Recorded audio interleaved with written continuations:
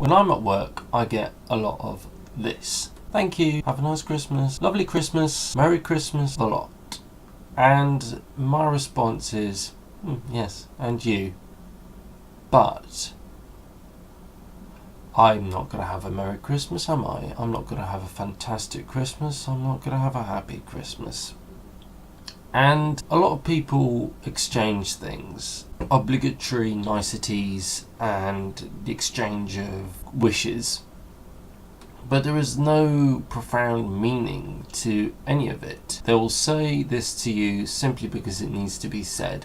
But no one really knows what you're doing for Christmas. No one knows if you're actually going to celebrate Christmas or if you're just going to be at work all day, every day. For a lot of people, actually, it can be a very depressing time of year. For me, Christmas is a very, very depressing time of year. And it is for a lot of people. Why is Christmas a depressing time of year for people? Well, part of it is the pressure that you have because, Christmas is a time of year for, putting differences aside, spending time with people. You should never be alone during Christmas, etc., etc. But some people can't help it. Some people can't change or control that. Or do you just expect me to just say, oh yeah, no, sure, I won't spend Christmas by myself? Who do I see? And a lot of people don't have families. A lot of people don't have friends. Unfortunately, it seems to me that while Christmas for a lot of people can be a great thing, there is a huge contrast between those who can have a good Christmas and people who can't because of certain circumstances that they're in. And that notable difference is what actually upsets a lot of people. The fact that a lot of people won't have many of the things that many other people have, the family, the company, the friends, and actually it's taken for granted. It's taken massively for granted. I think people should be very grateful for when they do have the opportunity to spend Christmas. Be considerate for those who can't. Also, Christmas, it's all about gift giving and all that, and it's just very, very depressing. It's very depressing for me. I know that a lot of people, doctors and the like, will also say that actually it could also be partly related to SAD or SAD, but it's an acronym for seasonal affective disorder, where essentially you don't get as much daylight, so a lack of sunlight and a lack of vitamin D could affect your health and your mental well-being. Maybe it's one of the reasons, but I don't think it's the main cause for a lot of people. Last year, I was very, very depressed. Well, when I say last year, just to clarify, I mean the end of 2016. My life was, it took a turn, and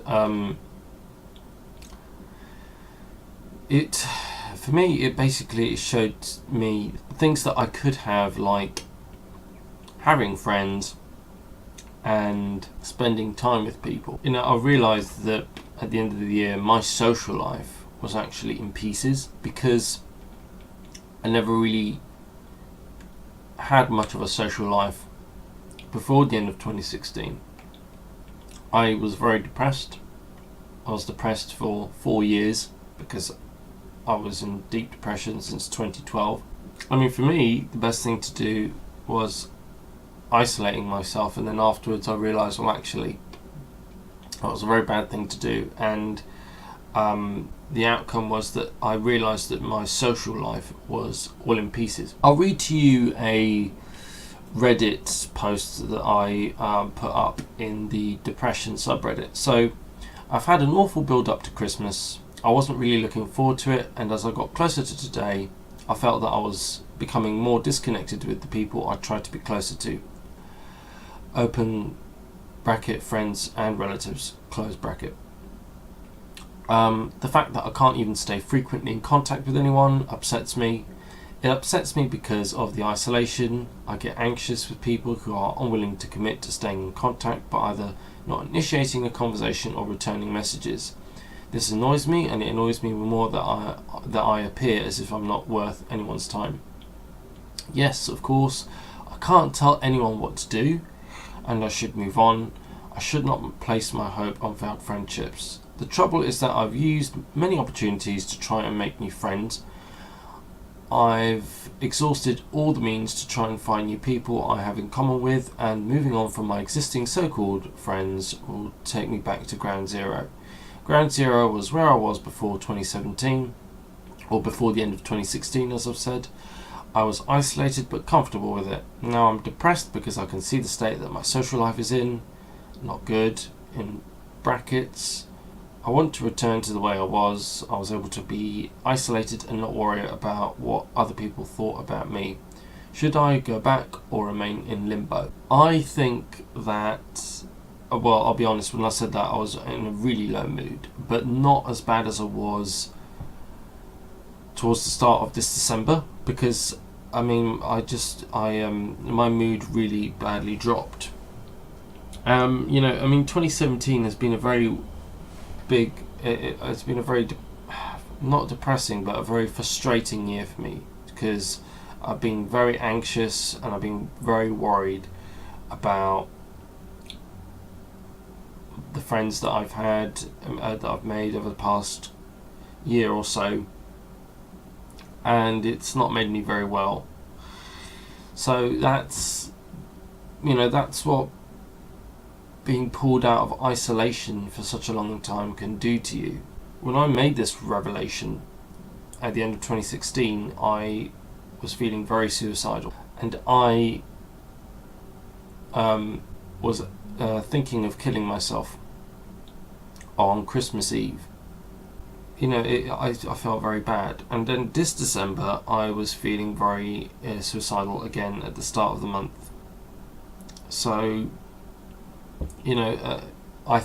last year I felt like at the end of last year, the end of 2016, I felt like I was not going anywhere with my life, and that my social life, and just the fact that I didn't really that my life wasn't, I felt like it wasn't going anywhere, and as a result I felt like that was why I needed to do what I needed to do, because I just felt helpless, and I still do now. But being suicidal clouds your judgment to a point where you see beyond reason, and you just effectively close yourself into you just are so, your mind is so fixed on the one simple idea that you are effectively going nowhere with life. So many of you will probably be watching this thinking, well, I'm just listening to your story. Well, obviously I didn't want to make this just a video about myself. If you do have depression, if you do have anxiety, it's difficult, and not a lot of people will tell you this, because not a lot of people know what it's like being in this situation. But I do. It's incredibly difficult. It's been incredibly difficult for me for the past 5 years, and it will continue to be difficult for me. But I didn't really go as far as nearly committing suicide this year, and the reason why is because I feel like finally some of the few problems that I've had over my lifetime are now finally beginning to either be resolved or are slowly becoming irrelevant to now, and that they no longer affect me. And when you whittle it down, when you get rid of all of these niggly little other problems that surround you, you can then focus your attention on the bigger core problems that you may have in your life. And actually, from the start of next year, I already hope to do a few, ambitious things, mainly involving around being with other people, and trying out some stuff. I'm more hopeful that next year will be a better year, and that it will get off on a good start. All I can say is that hopefully for anyone else, hopefully things improve for everyone. Sometimes it's a waiting game.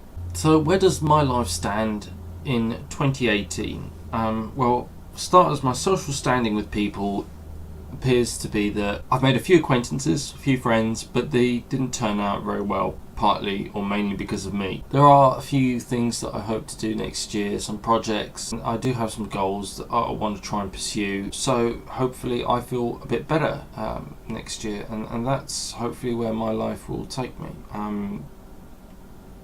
And hopefully it all works out. Sorry, I know I'm just babbling on.